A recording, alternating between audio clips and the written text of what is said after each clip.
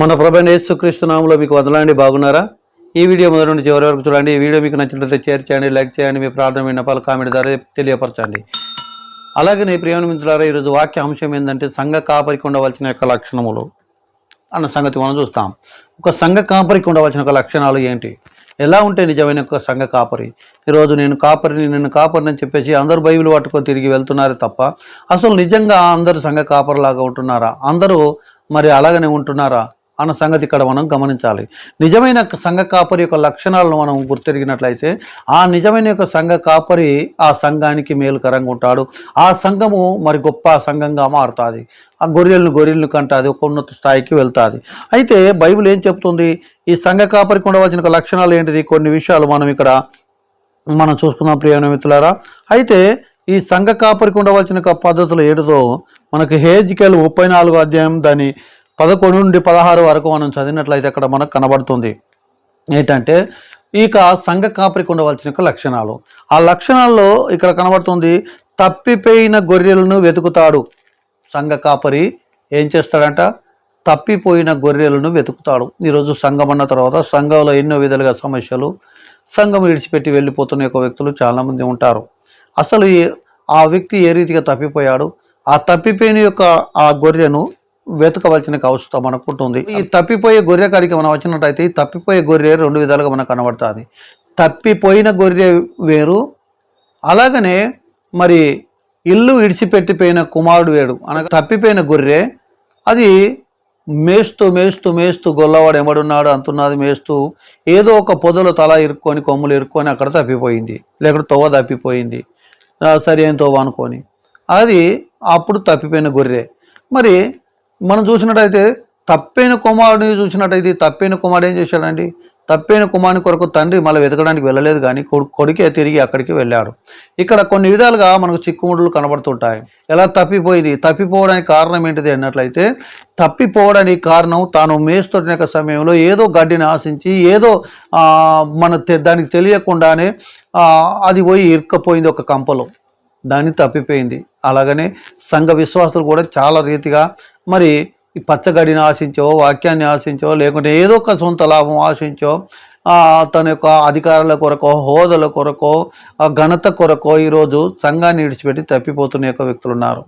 చాలామంది చర్చిని విడిచిపెట్టిపోయి వ్యక్తులు ఉన్నారు. ప్రియమైన మిత్రులారా, ఇలాంటి యొక్క తప్పిపోయిన యొక్క గొర్రెను వెతకవలసిన బాధ్యత ఖచ్చితంగా సంఘ కాపరిది. అయ్యో మరి అక్కడికి వెళ్ళిపోయింది, నా గొర్రె ఎటు వెళ్ళిపోయింది, నా సంఘ విశ్వాసి రావడం లేదు, ఖచ్చితంగా ఆ వ్యక్తిని వెతకాలి. కొన్నిసార్లు వారి మీద మనకు కోపం ఉండొచ్చు, ఇదిగో వాళ్ళు నా మాట వింటలేరు, నా మాటకు విరోధంగా ఉంటున్నారు, నాకు వాళ్ళు పోతే పోని అనే యొక్క భావన మనకు కనబడుతుంటుంది. కానీ నిజమైన కాపరి ఏం చేస్తుంటాడంటే ఒక గొర్రె తప్పిపోయిన దాని కొరకు తన ప్రాణం పెడతాడు. తాను ఈ ఉన్న గొర్రెలన్నింటిని వదిలిపెట్టి దాని కొరకు వెతుకుతాడు. అది సంఘ కాపరి యొక్క లక్షణం ప్రియమైన మిత్రులారా. అంటే ఖచ్చితంగా మరి ఆ తప్పిపోయిన గొర్రెను వెతకవలసిన బాధ్యత మరి సంఘ కాపరిది అన్న సంగతి మనం గమనించాలి. మరి ఇక్కడ ఇవి పారిపోయిన గొర్రె సంగతి ఏంటిది? మరి ఇక్కడ పారిపోయిన గొర్రె ఖచ్చితంగా అది ఒక్క రోజు మళ్ళీ తిరిగి సంఘంలోకి వస్తుందండి.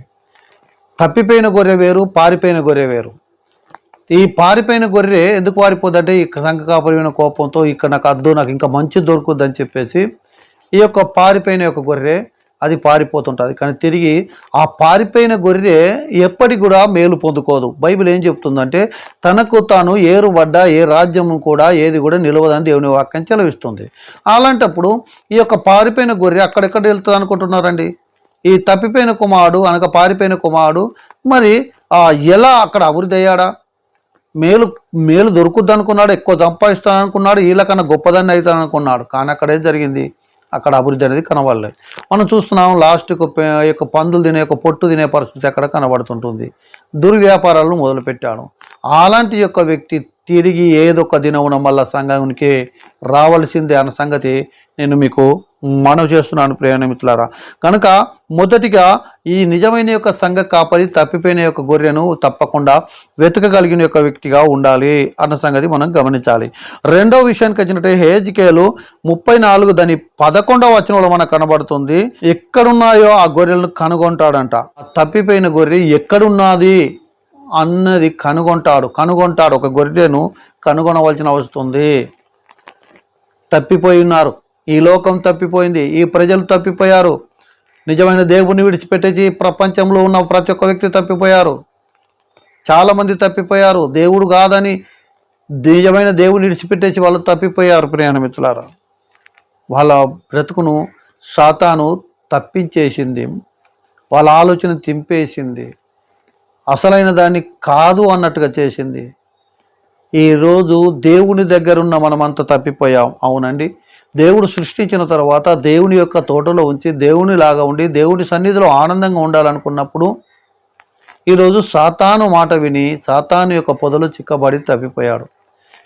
ఇప్పుడు తప్పిపోయిన ఈ వ్యక్తులను ఎక్కడున్నాడో వెతకాలా. అవునండి, నశించిపోతున్న యొక్క వ్యక్తులు ఎక్కడున్నారో వెతకాలి. నాశన కోపానికి దూరమైన దగ్గరనే యొక్క వ్యక్తులను ఎక్కడున్నారో వెతకాలి. నాశనము వారిని మరి సమీపించిన వ్యక్తిని తప్పకుండా మనం వెతకాలి. ప్రియమిత్రులారా, అసలు ఎక్కడున్నాడో కనుగొనవలసిన వస్తుంది. మనకు కావలసిన యొక్క వ్యక్తి, మన దగ్గరికి రావాల్సిన యొక్క వ్యక్తి, దేవునికి కావలసిన యొక్క వ్యక్తి ఎక్కడున్నాడో వెతకాలి. అది ఖచ్చితంగా మనకు సరి అయిన యొక్క వ్యక్తిని దేవుడు మనకు చూపిస్తాడు. ఈరోజు ఆ వ్యక్తిని వెతకకుండా ఆ వ్యక్తి మనకు దొరకడు. మూడో విషయానికి వచ్చినట్టయితే గొర్రెలన్నింటినీ ఒక్క దిక్కున సమకూరుస్తాడని 34వ అధ్యాయం 13వ వచనంలో మనకు కనబడుతుంది. ఏం చేస్తాడండి? గొర్రెలన్నిటినీ మరి ఒక్క దిక్కున సమకూరుస్తాడు. అవునండి, మంచి గొర్రెలు ఏ అయితే ఉన్నాయో ఒక్క దిక్కున అన్ని సమకూర్చబడాలి. ఎందుకు ఒక్క దిక్కున సమకూర్చబడాలి? 4 దిక్కులో 4 జాగల్లో ఉంటే 4 జాగల్లో 4 రకాలమైన యొక్క వ్యతిరేకులు, 4 రకాలమైన యొక్క మరి తోడేళ్ళు కనబడుతుంటాయి, ఎత్తుకపోతుంటాయి, స్వాధీనంలో లేకుండా పోతాయి. ఈ గొల్లవాణి యొక్క పని అనగా సంఘ కాపరి పని ఏంటిదంటే అన్నిటినీ ఒక్క గుంపుగా తయారు చేసుకోవడం.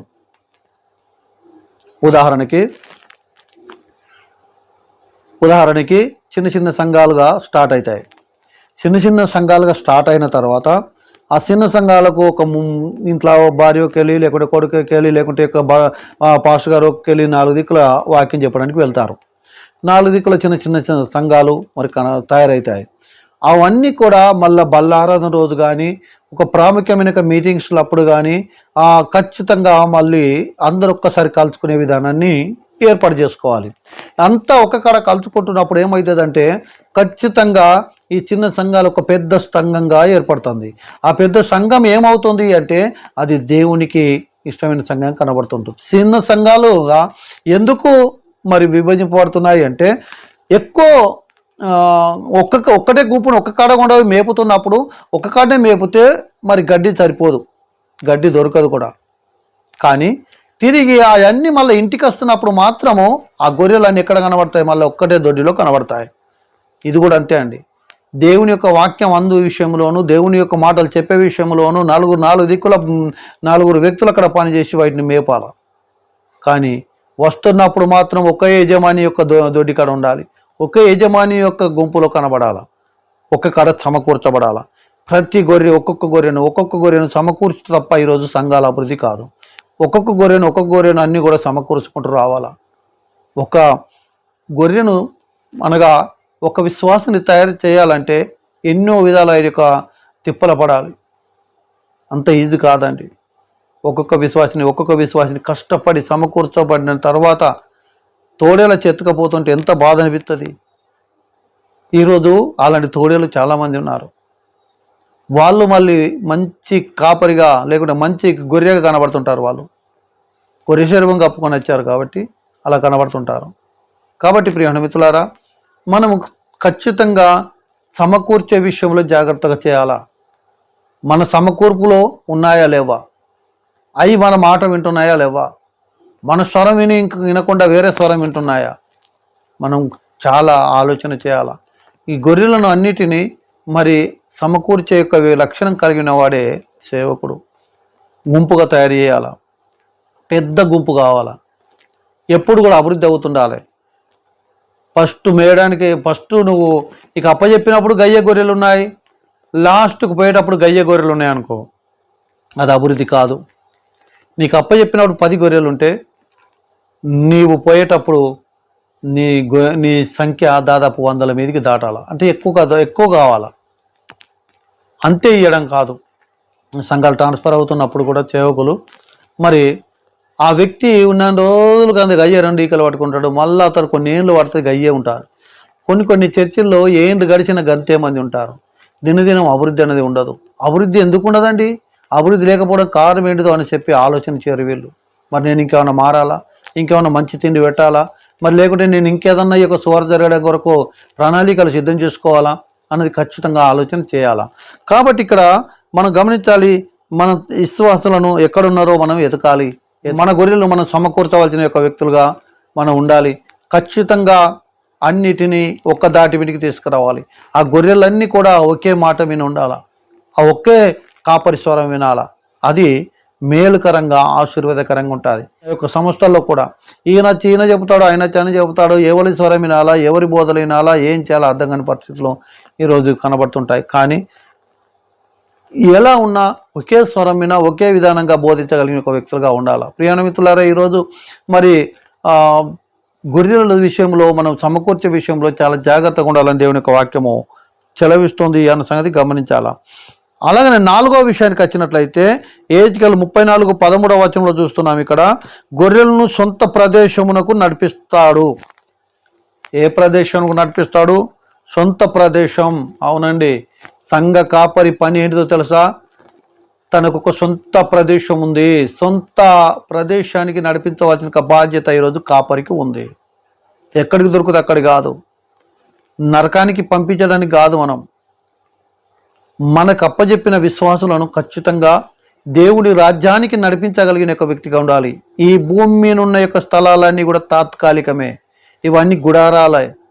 ఇక్కడున్న యొక్క ఆనందాలు వైభోగాలు అన్నీ కూడా పెంటతో సమానమే.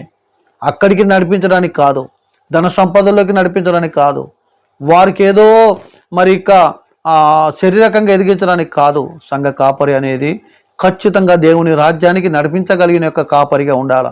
దేవుని రాజ్యానికి నీ యొక్క వాక్యం నడిపించేదిగా ఉండాలా. ఒక్కసారి ఆలోచించండి, ఒకవేళ ఆ నడిపిస్తున్న కాపరిని నువ్వే వెళ్తావా, నువ్వు దేవుని రాజ్యానికి నువ్వు వెళ్ళగలుగుతావా అంటే ఆ వ్యక్తి నేను వెళ్తానని చెప్పగలుగుతాడా? అసలు నడిపించలేని యొక్క వ్యక్తి, తానే వెళ్ళలేని యొక్క వ్యక్తి తన గొర్రెలను ఏ రీతిగా, తన సంఘాన్ని ఏ రీతిగా దేవుని రాజ్యాన్ని నడిపిస్తాడు? తాను వెళ్తున్న యొక్క చోటు తానికే తెలియదు, తానే వెళ్తాడో లేడో తెలియని యొక్క సంఘ కాపరి సంఘాన్ని ఏ రీతిగా దేవుని రాజ్యానికి నడిపించగలుగుతాడు? ఒక విషయాన్ని మనం అర్థం చేసుకోండి. ముందు కాపరిగా మరి మనము ఆ యొక్క స్థలాన్ని ఎరిగి ఉండాలి. అది సొంత స్థలంగానే భావించాలి. ఏది సొంత స్థలం? దేవుని యొక్క రాజ్యం అనేది మన సొంత స్థలం, నా సొంత ఇల్లు, నా సొంత ఇంటికి నేను దాన్ని నడిపిస్తాను. ప్రియ మిత్రులారా, చాలామంది విశ్వాసులను నా సొంత సంఘానికి నడిపించాలన్న యొక్క భావన పాస్టర్లకు ఉంటుంది. కానీ అలాగనే సొంత ఇల్లైన దేవుని రాజ్యానికి నడిపించాలనే ఒక భావన మర్చిపోతుంటారు. ఎందుకంటే ఇక్కడైతే ఎలాగైతే తన యొక్క సొంత సంఘానికి తను నడిపించుకుంటున్నాడో అదే రీతిగా దేవుని రాజ్యానికి నడిపించగలిగిన ఒక వ్యక్తిగా ఉండాలన్నదే దేవుని కోరిక. మన సంఘాన్ని ఖచ్చితంగా దేవుని రాజ్యానికి నడిపించగలిగిన ఒక వ్యక్తిగా ఉండాలా. దేవుని రాజ్యం కొరకు మనం బోధించాలా. దేవుని రాజ్యం ఎలా వస్తుంది, ఎలా అయితే మనం చేరుకుంటాం, దేవుని రాజ్యం గురించి మనం ఇంకా చెప్తూనే ఉండాలి. ఏదో 4 మాటలు వచ్చేసింది కదా, నేను బైబిల్ చేత పట్టేసిన కదా, గింతే నా బోధ అనుకుని కాదు. దినదినమును ఆయన సన్నిధికి ఎంత ఈజీగా వెళ్ళగలుగుతాము, ఆయన సన్నిధికి ఎలా పోగలుగుతాము అన్నది చూపించడమే కాపరిక లక్షణం. సొంత ప్రదేశానికి నడిపించేవాడిగా ఉంటాడు. ఆ సొంత ప్రదేశం ఉంటుందండి. మీకు తెలుసా, ఎక్కడెక్కడో మేషెత్తాయి, ఏమో చేస్తాయి, కానీ తిరిగి ఆ గొర్రెలన్నీ కూడా ఎక్కడికి వస్తాయి? వల్ల సొంత ప్రదేశానికే రావాల్సిందే అన్న సంగతి మనం గమనించాలి. అలాగనే సొంత ప్రదేశం నడిపించే ఒక వ్యక్తిగా ఉండాలా అన్న సంగతి మనం అర్థం చేసుకోవాలి. ప్రియమైన మిత్రులారా, 5వదిగా మనం చూసినట్టయితే 34వ అధ్యాయం 16వ వచనం మనం చూస్తున్నాం. గాయపడిన గొర్రెలకు ఏం చేస్తాడు? కట్టు కడతాడంట. విశ్వాసుల్లో ఎన్నో రకాల గాయాలు, ఎన్నో రకాల ఇబ్బందులు, వారికి ఎన్నో సమస్యలు, భార్యాభర్తల మధ్యలో సమస్యలు, పిల్లల మధ్యలో సమస్యలు, ఆర్థిక ఇబ్బందులు, వారి యొక్క మైండ్ అన్నది కూడా చాలా బలహీనంగా అయిపోతుంటుంది. నా బ్రతికి ఎందుకు అనుకుంటారు. అసలు చర్చికి వచ్చే వాళ్ళు ఎలాంటి వాళ్ళు వస్తారనుకుంటున్నారు? చర్చికి వచ్చే వాళ్ళు అంత మంచి వాళ్ళు వస్తారా? చర్చికి వచ్చే వాళ్ళు మరి ఏ బాధ లేని వాళ్ళు వస్తారా? చర్చికి వస్తున్న వాళ్ళు ఎలాంటి వాళ్ళు తెలుసా అండి? ఆయా దెబ్బలు, ఆయా గాయాలు, ఆయా సమస్యలు మరణానికి దగ్గరైపోయి అక్కడ తిరిగి ఇక్కడ తిరిగి హాస్పిటల్ పొడి తిరిగి ఎన్నో బాధలు అనుభవిస్తున్న యొక్క వ్యక్తులు ఈరోజు తిరిగి దేవుని మందిరానికి వస్తారు. సమాధానం లేని వారు దేవుని మందిరానికి వస్తారు. శాంతి లేని వారు దేవుని మందిరానికి వస్తారు. అప్పుల్లో ఉన్నవారు దేవుని మందిరానికి వస్తారు. రోగాల్లో ఉన్నవారు దేవుని మందిరానికి వస్తారు. వాళ్ళ జీవితంలో ఒకసారి మనం ఆలోచన చేసినట్టయితే ప్రశాంతంగా ఉన్నవాడు మాత్రం దేవుని మందిరానికి కాదండి. ఎన్ని బాధలతో వచ్చిన యొక్క వ్యక్తి చర్చిలోకి వచ్చిన తర్వాత కొంచెం ప్రశాంతంగా ఉండవలసిన యొక్క ఆ సమయంలో చర్చిలో ప్రశాంతంగా ఉండమని చెప్పేసి ఆ చర్చిలకు వస్తే ఆ చర్చిల గొడవలు, ఆ చర్చిల కానుకల గురించి గొడవలు, ఆ చర్చిల సంఘ పెద్దల్లో గొడవలు, ఆ చర్చిలో సంఘ కాపరికి సంఘ యొక్క పాత ఉన్న యొక్క వ్యక్తులకు మరి ఇక ఈ కొత్త లెవెల్ వస్తారు. అక్కడ కొంచెం ప్రశాంతంగా ఉండాలనుకుంటే అక్కడ సమాధానం ఉండదు. ఎందుకు సంఘాలకి వెళ్ళిపోతున్నారు అనుకుంటున్నారు? సంఘంలో ఉండవలసిన యొక్క విశ్వాసాలు సంఘంలో ఉండకుండా సంఘం దాటేసి ఇంకో సంఘానికి ఎందుకు తిరుగుతున్నారు అనుకుంటున్నారు? అన్ని సంఘాలకు విశ్వాసాలు తిరగడానికి కారణం ఏంటిది? ఎందుకు తిరుగుతున్నారు తెలుసా? ఏడికి వెళ్తే సమాధానం దొరుకుద్ది. ఇంతకుముందు లోకంలో తిరిగారు, ఎక్కడ వెళ్తే సమాధానం దొరుకుద్ది, ఏదేంతో సమాధానం దొరుకుద్దని. యేసు ప్రభులో సమాధానం ఉన్నదని చెప్పేసి గమనించారు. యేసు ప్రభులో సమాధానం ఉన్నదని గమనించిన యొక్క వ్యక్తులు యేసు ప్రభు దగ్గరికి వచ్చారు. యేసు ప్రభు దగ్గరికి వచ్చిన తర్వాత యేసు ప్రభులో సమాధానం ఉంది, కానీ అక్కడ ఉన్న చుట్టుపక్కల ఉన్న వాళ్ళంతా కూడా యేసు ప్రభులో ఉన్నవారు కాదు, యేసు ప్రభు పేరు చెప్పుకొని ఉన్నవాళ్ళు. అందుకొరకే వాళ్ళు గొడవలు పెట్టుకుంటారు. సమస్యలు, లెక్కలు, పైసలు, లాభాలు, నాకెందుకు ప్రార్థన చేయాలని ఒక వ్యక్తి, నాకెందుకు పాట చేయాలని మరొక వ్యక్తి, ఆ వ్యక్తినే గొప్పగా అయ్యగారు పోగొడుతున్నాడు ఇంకొక వ్యక్తి. ఇలాంటి యొక్క సమాధానం లేకుండా సంఘంలో సమస్యలు తయారవుతుంటే కొత్త వచ్చిన యొక్క మనశ్శాంతి లేని వారికి ఇంకా మనశ్శాంతి పెరుగుద్ది అనుకుంటున్నారా? ఉన్న మనశ్శాంతి పోయి వాడు సంఘాన్ని విడిచిపెట్టి వెళ్తున్నారు. చాలామంది అయ్యగారు మరి ఏందయ్యా మా సంఘంలో వస్తున్నారు వెళ్తున్నారు, ఎవరు కూడా చక్కగా ఉండడం లేదు. ఎందుకు ఉండడం లేదో నేను ఒకసారి ఆలోచన చేసుకో. వారు దేని కొరకు వచ్చారు? వాళ్ళు వచ్చిన దానికి వాళ్ళు వచ్చింది వాళ్ళకు దొరుకుతుందా, దొరుకుతలేదా? దాన్ని నువ్వు ఆలోచన చేయి. నీ దగ్గరికి వచ్చినప్పుడు నీ దగ్గరికి వచ్చిన యొక్క విశ్వాసికి, నీ దగ్గరికి వచ్చిన యొక్క విశ్వాసులకు దేని కొరకు వచ్చాడో దాన్ని గమనించి మరి అది దొరుకుతుందో లేదో నువ్వు చూస్తున్నావా? లేదు కదా. ఖచ్చితంగా వారికి కావాల్సిందని మనం చూసినట్లయితే, వారికి ఏది అవసరమై ఉంటుంది మనం చూసినట్లయితే బాగుంటుందండి. ఆ యొక్క గొర్రె అక్కడే ఉండిపోతుందండి. ఆ గొర్రెకు సమాధానం దొరుకుద్దండి. అబ్బా నా దేవుడు నాకు సమాధానం ఇచ్చాడని చెప్పేసి దేవునికి మహిమ కలుగుద్దండి. దేవుని పని నువ్వు పూర్తి చేసిన దాన్ని అవుతావు, పూర్తి చేసిన వాడవు అవుతావు. అందుకొరకే ఇక్కడ మనం చేయవలసినది ఏంటిది అంటే, గాయపడిన గొర్రెలకు గాయాలు కట్టుతారు, గాయాల్లో కారపొడి వేయడం కాదు. వారికి సమాధానం లేని యొక్క వ్యక్తికి ప్రశాంతంగా కొంచెం కూర్చుండబెట్టి దేవుని మంచి మాటలు చెప్పాలి. అది లేదు. ఈరోజు సేవకుడు కలిస్తే ఏయో పనికిరాని మాటలు, విశ్వాసులు కలిస్తే ఏదో పనికిరాని మాటలు. నేను ఫస్ట్ సేవలోకి వచ్చినప్పుడు నాకు గుర్తుంది అండి, ఎవరైనా విశ్వాసులు ఒక సమస్యతో వచ్చిందంటే ఆ సమస్య గురించి ఎన్నో చెప్పుకుంటూ ఉండేవాళ్ళం. చెప్తూ ఒక్కోసారి తెల్లారిపోయేది, 4 అయ్యేది, 2 అయ్యేది. ఆ వ్యక్తి గురించి మాట్లాడుతూ ఆ యొక్క సాతాను శోధనలో ఉన్న యొక్క వ్యక్తి వచ్చేవాళ్ళు. ఆ శోధనలో ఉన్న యొక్క వ్యక్తితో మేము రాత్రి మగాలు వాళ్ళతోనే మాట్లాడుతూ దానికి బైబిల్ ఏం సమాధానం ఇస్తుంది, బైబిల్కి ఎక్కడ సొల్యూషన్ కనబడుతుంది అని చెప్పి దాన్ని వెతికేవాళ్ళం. ప్రియమైన మిత్రులారా, ఆ వ్యక్తి కొరకు రాత్రి మగలు ప్రార్థన చేసేవాళ్ళం. ఆచిన యొక్క వ్యక్తికి ధైర్యం చెప్పేవాళ్ళం, దేవుడు ఉన్నాడు భయపడకని చెప్పేవాళ్ళం. దాని ద్వారా ఏం జరిగేది తెలుసా? ఎంతోమంది విస్తరించినారు. అప్పుడు విస్తరించింది ఇప్పుడు మరి ఎందుకు కనబడడం లేదు? అప్పుడు విస్తరించిన విధానాలు ఈరోజు సంఘాల్లో ఎందుకు కనబడడం లేదు? ప్రియమైన మిత్రులారా, నిజంగా వచ్చిన యొక్క వ్యక్తిని మనం ఎలా ఉంటున్నామన్న సంగతి మనం గమనించాలి. ఆ యొక్క వ్యక్తి ఖచ్చితంగా గాయాలు ఏ గాయంతో వచ్చాడు అన్న సంగతి మనం గమనించాలి. అప్పుడు ఆ వ్యక్తి ఖచ్చితంగా సంఘంలో స్థిరపడిపోతాడు. ఎన్ని లోకం ఆశ చూపించినా అక్కడికి వెళ్ళిపోడు, ఎన్ని భయాలు పెట్టించినా అక్కడికి వెళ్ళిపోడు. నీకు ఇది లేదు, నీకు అది లేదు, నీకు రేషన్ కార్డు లేదు, నీకు ఇది అది అని చెప్పేసి పనికి వాళ్ళ యొక్క అధికారులు చాలామంది అలాగనే మాట్లాడినప్పుడు కూడా దేనికి భయపడరు. నా దేవుడు ఉన్నాడు నన్ను పోషిస్తాడు, నా దేవుడు ఉన్నాడు నన్ను చూసుకొస్తాడు, నా దేవుడు ఉన్నాడు నన్ను దీవిస్తాడు అనే ధైర్యం కలిగి ఉంటాడు. ఎందుకంటే ఆ మనసును కరెక్ట్గా ఉన్నట్లయితే, ఇది మనం అర్థం చేసుకొని ఖచ్చితంగా ఏ వ్యక్తి అయితే గాయాలతో వచ్చాడో దాన్ని గమనించాల. ఈరోజు ఎందుకు ఒక విశ్వాసి ఫస్ట్ వచ్చినప్పుడు ముందులో కూర్చుంటారు, రాను రాను రాను రాను రాను వెనక్కి వెళ్ళిపోతాడు. వెనక్కి వెళ్ళిపోయిన యొక్క వ్యక్తి అటే మళ్ళీ ఒక్కొక్క వారం తప్పిస్తాడు. ఒక్కొక్క వారం తప్పించిన యొక్క వ్యక్తి పూర్తిగా తప్పిస్తాడు. కారణం ఏంటిది అనుకుంటున్నారు? ఎందుకు తప్పిస్తున్నాడు ఈ వ్యక్తి? తప్పియడానికి కారణం ఏంటిది అనుకుంటున్నారు? ప్రియాణ మిత్రులారా, ఫస్ట్ వచ్చినప్పుడు ఆదరణ దొరికింది, తర్వాత ఆదరణ కరువైపోయింది. రాను రాను రాను రాను ఆ వ్యక్తి మరి వెనుకకు వెళ్ళిపోయాడు. ఆ సమస్యలు, ఆ సంఘంలో ఉన్న గొడవలు ఇవన్నీ చూసిన తర్వాత ఇది అంతలే అవసరం లేదు అంతకంతే అని చెప్పేసి వారి మైండ్లో ఫిక్స్ అయిపోయి వెనక్కి వెళ్ళిపోయిన ఒక వ్యక్తి పూర్తిగా విడిచిపెట్టి వెళ్ళిపోవాల్సిన పరిస్థితి వచ్చింది. ఎందుకు? దానికి మనమే కారణం. మనలో మార్పు రావాలి, సంఘ కాపరిలో మార్పు రావాలి. సంఘ కాపరికి ఉండవలసిన లక్షణాలు మరి ఖచ్చితంగా ఉన్నట్లయితే ఇలాంటి ప్రాబ్లమ్స్ లేదు. ఏదో నేను బైబిల్ పట్టినా అని చెప్పేసి కాదు. అందుకొరకే ఆ యొక్క గాయాలు కట్టే యొక్క వ్యక్తిగా ఉండాలి. నా దగ్గరికి రోగులు వస్తున్నప్పుడు ఇంట్లో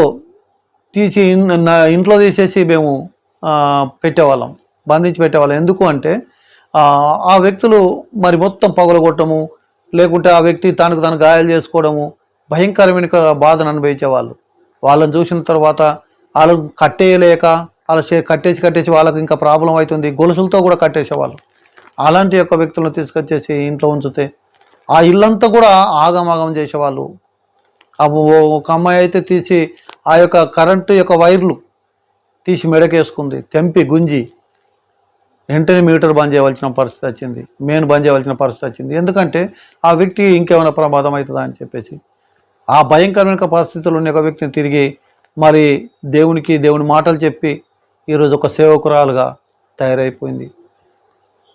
ఒక వ్యక్తి 110 యొక్క దయ్యాలు పట్టాయి. ఆ వ్యక్తి తిరిగి భయంకరమైన పరిస్థితిలో ఉన్నాడు. ఊరోళ్ళందరూ అనుకున్నారు ఈ వ్యక్తిని నువ్వు బాగు చేయకుండా నిన్ను చంపేస్తామని చెప్పేసి వాళ్ళు మాట్లాడుతున్నారు. ఆ వ్యక్తి తీసుకొచ్చి ఇంటికాడ చేసాం. మీకు తెలుసా, ఆ వ్యక్తి బాగా అయిపోయి అతని శోధనంతా వెళ్ళిపోయి తిరిగి అతను ఒక సేవకుడిగా మారిపోయాడు. ఇంకా చెప్పుకుంటూ పోతే అట్లా 1000 కొద్ది ఉన్నాయండి. ఒక వ్యక్తి తీసుకొచ్చేసి ఇంట్లో కట్టేసి పెట్టాను గొలుసులతో. ఆ ఇల్లంతా కూడా 2 సైడ్ అనలైజ్ చేసేవాళ్ళు యవనస్తులు.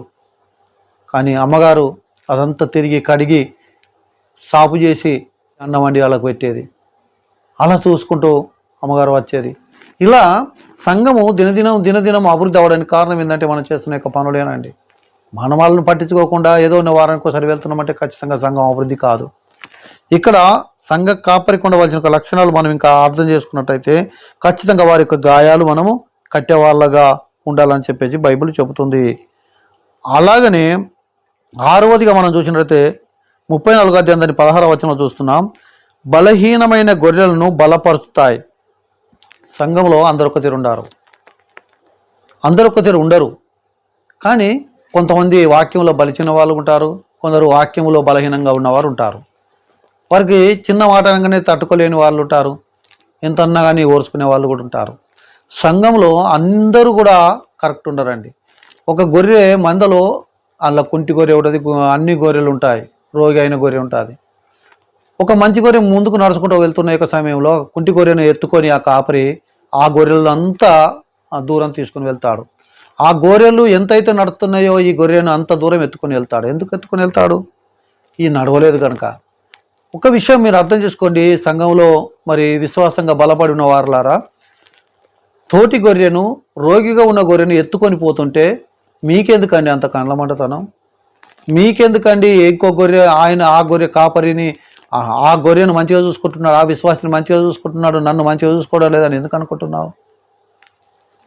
ఆ వ్యక్తికి పోయి ప్రార్థన చేస్తున్నాడు, నాకు అత్తలేడని నువ్వెందుకు అనుకుంటున్నావు? పోనీ నీ ఇంటికి వచ్చి నువ్వు ప్రార్థన చేయమని ఎప్పుడన్నా అడిగావా? అయ్యగారు రండి అని నువ్వు అడిగావా? ప్రార్థన చేయమని అడగవు, రాకుంటే గులుగుతావు. ఎదుటి యొక్క వ్యక్తికి మంచి వాక్యం చెబుతుంటే నువ్వు గులుగుతావు. కరెక్ట్ కాదండి. నేను చాలా రోజులతో ఉన్న విశ్వాసిని, నన్ను పట్టించుకున్నాడు ఇప్పుడు నువ్వు అనుకుంటున్నావు కదా, నువ్వు ఎదిగి ఉన్నావండి. ఎదగలేని ఒక వ్యక్తి ఎదగద్దా? కొత్త వ్యక్తి ఎదగద్దా? ఎప్పుడూ కూడా నిన్నే పట్టుకొని ఉండాలంటే కరెక్ట్ అవుతుందా? ఒక విషయాన్ని మీరు అర్థం చేసుకోవాలి. ఖచ్చితంగా మరి నువ్వు ఎదిగి ఉన్న యొక్క వ్యక్తివి, నీవు కానీ నీ కాపరి కానీ ఖచ్చితంగా ఎదగలేని యొక్క వ్యక్తులను ఎదిగించడానికి ప్రయత్నం చేయాలి. ఒక విశ్వాసి కానీ, సంఘ పెద్ద కానీ, కాపరి కానీ, వీళ్ళందరి యొక్క సహాయం చేత మరి బలహీనమైన గొర్రెను ఖచ్చితంగా బలపరచాలి. అవునండి, సంఘంలో కొంతమంది పేదవాళ్ళు ఉన్నారు, ఇల్లు లేని వాళ్ళు ఉన్నారు, కనీస ఆహారం దొరకలేని యొక్క పేదవాళ్ళు ఉన్నారు కదా. వాళ్ళ కొరకు మీరు ఏం చేస్తున్నారు? వాళ్ళ కొరకు మీరు ఏం చేస్తున్నారు? సంఘంలో డబ్బు వస్తే సంఘానికి అభివృద్ధి అవుతుంది. ఆ సంఘ కాపరి ఆ సంఘంలో ఉన్న యొక్క డబ్బుతో తన ఇల్లు కట్టుకోవడానికైనా, తన బిల్డింగులు కట్టుకోవడానికైనా, తన పిల్లలు చదివించుకోవడానికైనా, తాను గొప్పవాళ్ళు అవ్వడం కొరకైనా ఈ యొక్క సంఘంలో వచ్చే డబ్బు? దేవుని వాక్యం ఏం చెబుతుంది? సంఘంలో ధననిధులు ఉండడం కొరకు యొక్క దశమభాగము కానుకలని మొదలైంది. మరి సంఘంలో ఆహారం ఉండునట్లుగా అవి తీసుకురాని అని చెప్పినప్పుడు సంఘంలో ఆహారం అంటే సంఘంలో ఆహారం ఉంటుందా? సంఘంలో ఉండే ఆహారం అంటే ఏంటిది? సంఘంలో ఉండే ఆహారం అనగా వాక్యం ఉండేటట్టుగా ఆ కానుక అవసరం ఏంటుంది. సంఘంలో ఉండే పేదవాళ్ళకు కూడా ఆ కానుక అంటే కష్టంలో ఉన్న వాళ్ళని ఆదరించేదిగా కూడా ఉంటుంది. ఉదాహరణకి ఒక మీటింగ్ పెడుతున్నాం, ఆ మీటింగ్లోకి డబ్బున్న వాళ్ళు కార్లతోనో పైసలు పెట్టి బస్సులో పెట్టుకొని వస్తున్నారు. ఒక విశ్వాసం ఏం చేస్తుండో, నాకు పైసలు లేదు రావాలని ఆశ ఉంది, ఆ వ్యక్తిని ఏం చేయాలా? అందులో కొంచెం డబ్బు వెచ్చించి ఆ వ్యక్తిని నువ్వు ఆ యొక్క వాక్యం కాడికి తీసుకుని పో, తప్పేం కాదు కదా. ఆదివారం నాడు రావడానికి ఆ యొక్క వ్యక్తి దగ్గర ఇంత డబ్బు లేదు, నువ్వేం చేయాలి? అందుకని ఇంత తీసేసి ఆ పేదమని గమనించినప్పుడు ఆమెకు బస్ కిరాయి లేకుండా ఉంటుందని చెప్పేసి ఆమె కొంచెం నువ్వు బస్ కిరాయి ఇచ్చేస్తే బాగుంటుందేమో కదా. ఇదేనండి సంఘాన్ని మనం ఈ యొక్క బలహీనమైన ఒక వ్యక్తిని మనం ఖచ్చితంగా బలపరచగలిగిన ఒక వ్యక్తులం. అలాగనే ఆత్మీయంగా కూడా బలహీనంగా ఉన్న వాళ్ళు ఉంటారు, వాళ్ళ ఆత్మీయతంగా వాళ్ళని ఎదిగించాలా. వాక్యంలో బలహీనమైన వాళ్ళు ఉంటారు, వాళ్ళని వాక్యంలో ఎదిగించాలా. ప్రార్థనలో బలహీనమైన వాళ్ళు ఉంటారు, ప్రార్థనలో ఎదిగించాలా. సువార్త కూడికలు కావచ్చు, ఉపద ప్రార్థనలు కావచ్చు, పిల్లల ప్రోగ్రామ్స్ కావచ్చు. ఈ ప్రోగ్రామ్స్ కొరకు ఎక్కడికి వస్తుంది డబ్బు? ఇదంతా ఈ గొర్రెల పాలు పట్టే కదా అండి, గొర్రెల పాలు అమ్ముతేనే కదా వచ్చేది. అంటే ఇదంతా ఎవరి విశ్వాసాల ద్వారానే కదండి, విశ్వాసాల ఇచ్చేదాన్ని బట్టే కదండి అభివృద్ధి అవ్వడం కొరకు. అందుకొరకే ఇక్కడ మనం గమనించాలి, ఖచ్చితంగా గొర్రెలను బలపరిచే ఒక వ్యక్తిగా ఉండాలి. బలహీనమైన గొర్రెలను బలపరిచే ఒక వ్యక్తిగా ఉండాలి. బలహీనమైన గొర్రె కదా దీన్ని కోసుకొని తిందామని కాదు, ఇది బలహీనమైంది కదా దీన్ని కోసేసుకుంటే అమ్ముతే ఇన్ని పైసలు వస్తాయని కాదు. బలహీనమైన గొర్రె ఏ రీతిగా బలం కావాలన్నదే మరి అలాంటి ఆలోచన కలిగి ఉన్నవాడే నిజమైన సంఘ కాపరి అన్న సంగతి మీతో మనం చేస్తున్నాను. చివరిగా 7వ విషయానికి వచ్చినట్టయితే హెజ్కేలు 34:13-14 కనబడుతుంది. పర్వతముల మీద వాటిని, వాగుల యొద్దకు వాటిని, మేతగల స్థలాల యొద్దకు వాటిని తీసుకుని వెళ్తాడు. పర్వతాల యొద్దకు తీసుకెళ్తాడు, పర్వతాల మీద తీసుకెళ్తాడు. పర్వతాలు అంటే ఏంటండి? ఒక ఉన్నతమైన దేవుని దగ్గర తీసుకోగలిగిన ఒక వ్యక్తిగా మనం ఉండాలి. ఏ రీతిగా మన బోధలో ఆ దేవుని దగ్గర తీసుకుని వెళ్తామన్న సంగతి మనం అర్థం చేసుకోవాలి. మేతగల స్థలం, అవునండి, దేవుని యొక్క వాక్యము నీవు చక్కగా అయ్యవు. సువార్త మీటింగులు జరుగుతుంటే అక్కడికి పోనీయవు, అక్కడికి పోనీయక నీవు సగ్గా వాక్యం ఇయ్యక అక్కడ కట్టేసి పెడితే ఎన్ని రోజులు బంధించి ఉంచుతావండి? ఆహారం లేకుండా నువ్వు ఇంట్లో నేను బంధించి పెట్టినావు అనుకోండి, నువ్వు ఆహారం లేకుండా ఇంట్లో ఎన్ని రోజులు ఉండగలుగుతావు? లేకుంటే సావనన్న చెప్తావు, లేకుంటే ఏదన్నా దారి తీసుకొని బయటికి వెళ్ళానా పోతావు. ఈ గొర్రె కూడా, ఈ యొక్క విశ్వాసాలు కూడా అంతేనండి. వాక్యం లేక నా సంఘంలో అతకబాడు, నా సంఘంలో అతకబాడు, ఈ సంఘానికి కాకుండా ఇంకో సంఘానికి వెళ్ళకు. ఓకే, నువ్వు ఆ గొర్రెను ఆపేస్తున్నావు, మంచిదే. కానీ ఆ గొర్రె ఆపేయడానికి బదులుగా ఇంకో సంఘంలోకి దూకడానికి చూస్తుంది అంటే ఆ గొర్రెకు సరైన ఆహారం లేకనే కదా అని. మరి ఆహారం పెట్టడానికి ఎందుకు ప్రయత్నం చేయడం లేదు? ఒక సువార్త మీటింగ్ పెట్టిస్తే ఏమవుతుంది? ఒక సండే స్కూల్ యొక్క ప్రోగ్రాం పెడితే ఏమవుతుంది? ఏదో ఒక ప్రోగ్రాం చేస్తుండు నీకు, అప్పుడు నీ యొక్క ఆహారం, నువ్వు పెట్టే ఆహారం, ఇతరులు పెట్టే ఆహారం బాగుంటుంది. అప్పుడు నువ్వేమనుకుంటావు అంటే వేరే వాళ్ళు వస్తే వేరే వాళ్ళు పట్టుకపోతారేమో అని, ఆ గొర్రె లాక్కపోతారేమో, వాళ్ళు వాక్యం చెప్పి అటే లాక్కపోతారేమో అని. అలాంటి వాళ్ళని నువ్వు ఆలోచన చేసుకొని పిలుచుకో. ఎవరు నీ సంఘానికి ముప్పు లేదు అన్నది ఆలోచన చేసుకొని పిలుచుకో, తప్పేం కాదు కదా. పోనీ నువ్వు వాక్యంలో పర్ఫెక్ట్ అయ్యి కొంచెం తర్ఫీదు తీసుకొని దినదినం వాక్యాన్ని, మంచి వాక్యాన్ని నువ్వు బోధించు. గింతే నీ పని నీకు. ఆదివారం నాడు బైబిల్ పడుకుని వస్తే ఏమో వాళ్ళు వింటారు. దేవుని దగ్గర నువ్వు తెలుసుకోవాల్సిన విషయాలు తెలుసుకొని బోధించు. అందుకొరకు ఇక్కడ ఏమంటున్నామంటే మంచి మేత గల స్థలానికి తీసుకుని వెళ్ళాలా, ఎత్తైన యొక్క తోటలోకి తీసుకుని వెళ్ళాలా, మనం చూసినట్లయితే వాగుల యొద్దకు తీసుకుని వెళ్ళాలా. వాటికి ఆహారంతో పాటు వాటర్ కూడా కావాలా. వాక్యంతో పాటు ఆత్మీయ యొక్క దాహం కూడా వాళ్ళకు తీర్చబడాలా. అలాంటప్పుడు మాత్రమే అక్కడ ప్రయోజనం జరుగుతుంది. ప్రియమైన మిత్రులారా, నిజమైన సంఘ కాపరికుండా వచ్చిన యొక్క 7 లక్షణాలు మీ ముందు నేను ఉంచాను. మొదటిగా తప్పిపోయిన గొర్రెలను వెతుకుతాడు. రెండవదిగా తప్పిపోయిన గొర్రెల విశ్వాసాలు ఎక్కడున్నారో విశ్వాసాలను వెతుకుతాడు, కనుగొంటాడు. మూడవదిగా గొర్రెలన్నింటిని ఒక దిక్కున సమకూరుస్తాడు. నాలుగవదిగా గొర్రెలను సొంత ప్రదేశాలకు నడిపిస్తాడు. 5వదిగా గాయపడిన గొర్రెలకు కట్లు కడతాడు. 6వదిగా బలహీనమైన గొర్రెలకు బలపరుస్తాడు. 7వదిగా మరి పర్వతం మీద వాగుల యొద్దకు వాటిని నడిపిస్తాడు. మంచి మేతగల స్థలాన్ని వాటికి చూపిస్తాడు. అది అండి ఇది సేవకుడికి వచ్చిన లక్షణాలు. ఈ లక్షణాలు లేకుండా నువ్వు నిజమైన సేవకుడి కాదు. ఇకనైనా దైవ లక్షణాలు కలిగి మంచి సేవకుడిగా ఉండాలని దేవుడు కోరుకుంటున్నాడు. ఇట్టి మాటలు దేవుడు దీవించును గాక. ఆమేన్.